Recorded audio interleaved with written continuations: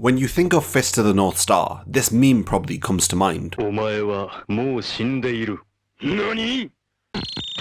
But this series is far more than just a one-line throwaway meme. Fist of the North Star is a manly tragic story of loss and betrayal. The series follows the protagonist Kenshiro, who wanders a post-apocalyptic world, helping defenseless and less fortunate people throughout the world. Having driven heavy inspiration from the Mad Max series of movies, Fist of the North Star consequently has many thugs and gangs who rob, steal and kill innocent people throughout the world. Kenshiro is the embodiment of morality within the series. The world of Fist of the North Star is filled with strong men, but the majority of them are corrupt. They loot villages of food, precious clean water, and they hurt women, children, and even kill men. Kenshiro is a savior to the people in this world. Fist of the North Star is a series that I have wanted to get into for many years. I decided to check the series out earlier this year. Having fallen in love with the series, I know now how it has paved the way for series like Dragon Ball. Fist of the North Star was the first battle manga of its kind. I'm surprised that this series doesn't get more love and recognition outside of Japan. In this video, I want to talk about why this series deserves more love and attention. I hope that this video can serve as your introduction to the world of Fist of the North Star. Written by Yoshiyuki Okamura, who goes by his pen name Buranson, and illustrated by Tetsuo Hara, Fist of the North Star began as a manga series running in Weekly Shonen Jump from September 13th, 1983 till August 8th, 1988. The manga chapters, which were serialized, are collated into 27 manga volumes. The manga inspired two anime series which ran alongside its manga publication. The first series ran from October 1984 till March 1987. The first series ran for 109 episodes. A sequel anime series began the following week after the first series ended. It was creatively titled Fist of the North Star 2. This series ran from March 1987 to February 1988. It added 43 episodes to the anime adaptation.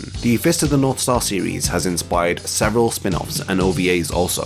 Fist of the North Star is also known as Hokuto no Ken, which is the literal Japanese translation of the English title. Before the beginning of the Hokuto no Ken story, the world that the series is set in undergoes a destructive nuclear war. The nuclear war is called the Great War of 1990X. As a direct consequence of this war, the world has become a barren wasteland. The soil of the earth can no longer grow vegetation, the seas of the world have also dried up. Each day the people who survived the war struggle for clean food and water. It is an endless cycle. Only those who have strength and power are promised a tomorrow. They prey on the weak for their food and their resources. This is where our protagonist Kenshiro enters into the story. He is trained in a fighting style called Hokuto Shinken. It is a 1800-year-old martial arts style. Kenshiro uses this fighting style to help and protect the weak, who stand no chance against the merciless gangs who prey on them. Kenshiro finds himself wandering the world when his fiancée Yuria is taken from him. He is left defeated with 7 scars on his chest. Unable to fight back, he lays there watching as his fiancée is taken away from him. After this ordeal, Kenshiro spends a year wandering the world in pursuit of the man who kidnapped Yuria. During this year, Kenshiro develops his killer instinct and works on his martial arts ability so that he can survive in the cruel world. The beginning of Hokuto no Ken focuses on Kenshiro befriending 2 young sidekicks called Bat and Lin. They follow Kenshiro as he journeys the world in search for Yuria. During the course of the series, Kenshiro meets several rivals, allies and old acquaintances. He also forms new friendships with several characters which complement Kenshiro's stoic personality. They help to bring out different sides to Kenshiro which we may not get a chance to see without them. After Kenshiro's search for Yuria ends, it doesn't really last long in the manga or in the anime. The story then follows a formulaic series of one-off villain arcs, with stories lasting for a few chapters before they conclude. The series then really begins to get interesting when Kenshiro searches for 3 of his adoptive brothers, who you learn were also trained in the fierce Hokuto Shinken style. The fighting style of Hokuto Shinken can only have one successor, who is chosen by the master who trains them in this style. Their master is called Ryuken. He passes down Hokuto Shinken to his 4 adoptive sons, Jagi, Rao, Toki, and Kenshiro. This sacred martial arts style has one successor per generation. It is passed down from one father to his chosen son. Those sons who fail to become the successors are required to renounce their skills in the art, or risk having their hands crushed or memories erased. The main antagonist of this series ends up being Rao, Kenshiro's adoptive brother, the failed successor to Hokuto Shinken. He uses his abilities series in Hokuto to spread injustice, chaos, and fear across the world. A successor of Hokuto Shinken is divinely destined to become the protector of the innocent, the one to punish evildoers and uphold peace in the world. Kenshiro is the successor who is chosen by Ryuken. He is seen as the long-awaited savior to help the people in the post-apocalyptic nightmare of a world that they have found themselves in.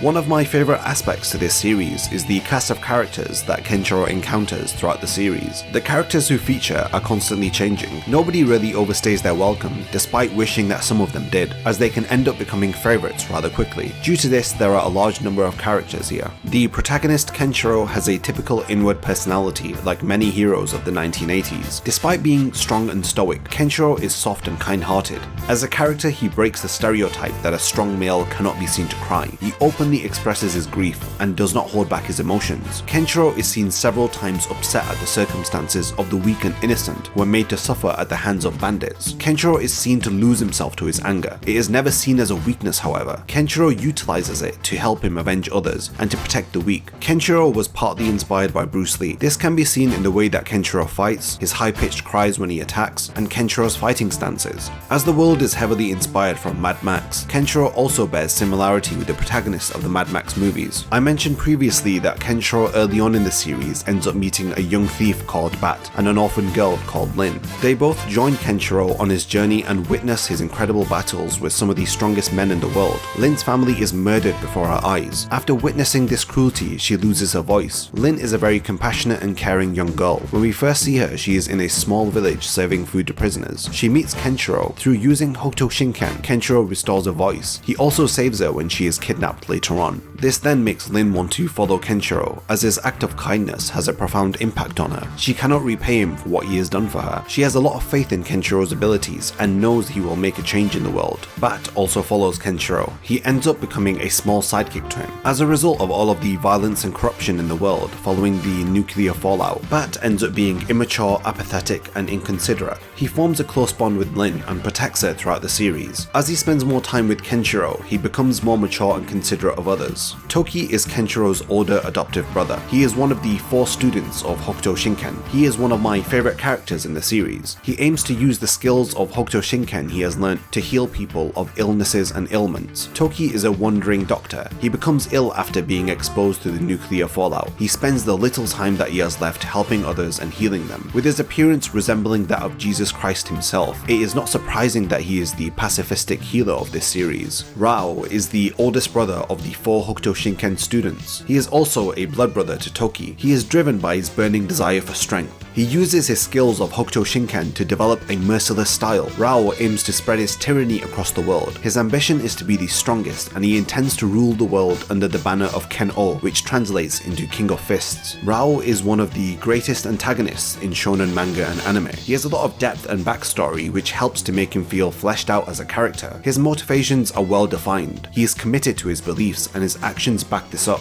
He makes for a very formidable opponent for Kenshiro to overcome. The anime and manga versions of the series differ vastly in my opinion. The anime extends a lot of the moments in the manga. It also adds anime-only scenes into the story. There are variations in the anime which slightly change the story. Also, there are characters added into the anime which were not present in the original manga. None of the additions really changed the manga story greatly, however. When I first experienced Hokuto no Ken earlier this year, I decided to watch the anime and read the corresponding manga chapter alongside with it. Personally, experiencing it this way helped me to decide which version I would experience the series in. Objectively, the anime was quite dated, but this didn't really matter to me as much as it may to others. The anime ends up padding out moments which are paced out much quicker in the manga. This can be good and bad depending on what moments are given more context. The manga concisely goes through the story without it feeling like a chore, which personally watching the anime felt like at times. One of my biggest criticisms of the anime is the censorship of violence. The Fist of the North Star manga is incredibly violent. It features a lot of blood and gore. I'd even go as far as to say it feels like reading a seinen series at some moments. In scenes where someone is brutally killed by a bandit in the manga, and Kenshiro ends up appearing after the death are altered in the anime, I noticed it far too often that Kenshiro would make it just in time to stop the bandits before they've killed anyone, when in the manga Kenshiro arrives to see dead bodies in front of him. Despite the censorship in the anime, it does have its advantages over the manga. Admittedly, it adds a lot more emotional impact to some of the more upsetting satisfying moments in the series. The anime also has a really good soundtrack which adds to the story that is being told. It really is a matter of personal preference. I wanted to get through the story at a faster pace, so I decided to read the manga in the end. Another thing which helped my decision was that the manga has incredible artwork by Tetsuo Hara. It is incredibly detailed, and Hara's drawing ability in some manga panels is breathtaking. When I would read a manga chapter after watching the corresponding anime episode, I personally enjoyed the manga far more for all of the reasons that I just mentioned. So when it comes to availability of the anime, it is relatively easy to watch your own. It is available to stream online via Crunchyroll, and Discotek Media has released the series as a standard definition Blu-ray release in October of 2017. The SD Blu-ray release has all of the episodes on 3 discs. Now, we only have problems when it comes to trying to experience the series through its original manga. There were 2 attempts to release Fist of the North Star in the West. Firstly by Viz, who began releasing chapters of the series in 1989. They collated the 16 chapters that they initially translated into one graphic novel collection, and they released this in 1995. Also in the same year, they would continue to translate more chapters, but eventually they stopped at chapter 44, and they compiled their translations of chapters 17 to 44 into 3 additional graphic novels, which were released in 1997. The Viz release has dated practices, like mirroring the manga so that it would read from left to right. Name changes and mistranslations are also there. After 1997, Viz, the largest publisher of Shonen Jump manga in the West, has not published any more chapters or volumes of Fist of the North Star. The series was, however, treated to some excellent releases by Gutsoon Entertainment after Viz discontinued the series. They translated the series from the very beginning instead of continuing from where Viz had stopped. Their releases were called Fist of the North Star Master Edition. This release kept the original right-to-left orientation. Names were left unchanged, and the most appealing thing about this release was that every chapter released was digitally coloured. Sadly, only 9 volumes of this release were published from January 2003 to May 2004. They released up to chapter 74. This release was the final attempt at releasing the manga to Western audiences. It even featured all new artwork which was drawn by Tetsuo Hara for the cover artwork of the volumes. I am glad that the anime is available thanks to Discotek, but it is really strange to me that the manga of Fist of the North Star has no complete official English translation.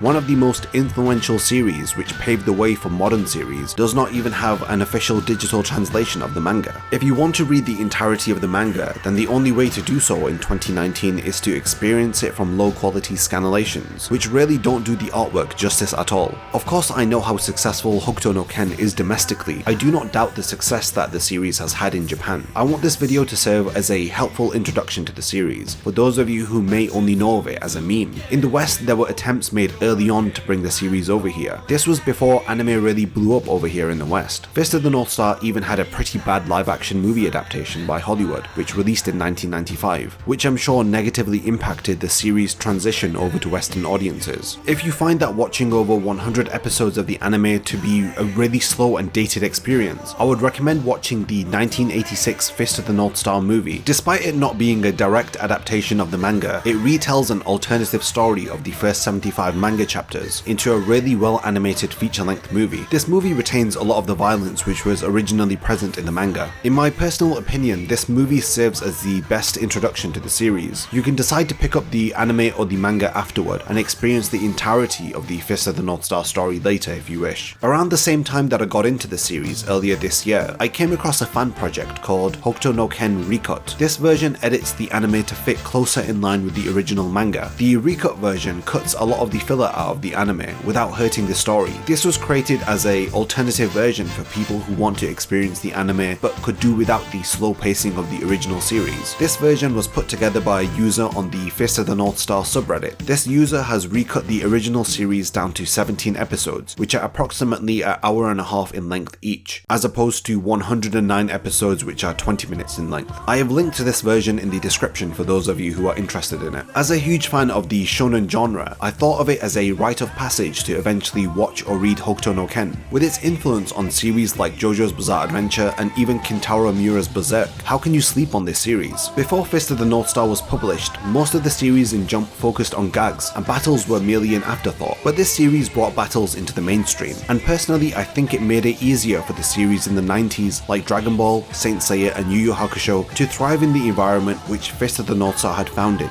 in the decade prior.